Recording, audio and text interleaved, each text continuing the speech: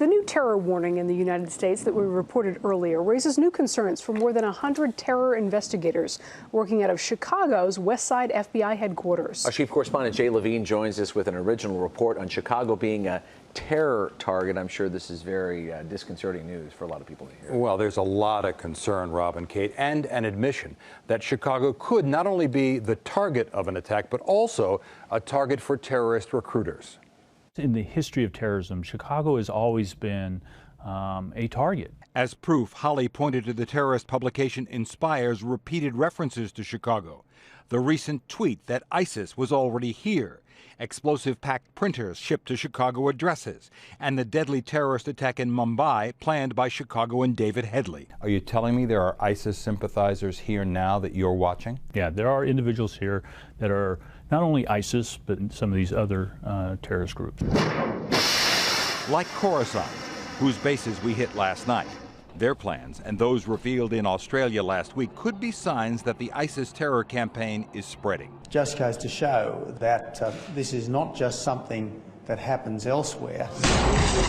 We're also seeing a sophisticated internet video propaganda war. The popular American video game Grand Theft Auto modified to send a message.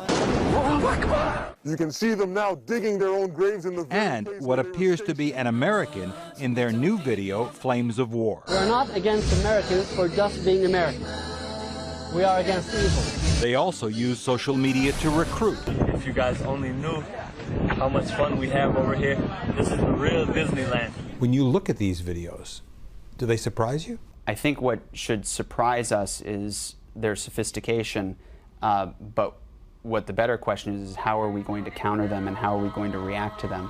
What happens when these individuals who are potentially fighting overseas decide to come back here? Are you more concerned about the homegrown terrorist in the basement on the internet plotting an attack, or those overseas coming back with U.S. passports? Can I say yes to both? I'm concerned about both of them. Concern perhaps heightened by events in Australia and new threats and warnings here. While Bob Holly admits the FBI's already got a lot on its plate, political corruption, white-collar crime, and increasingly inner-city violence, terrorism, he says, protecting Chicagoland is our top priority.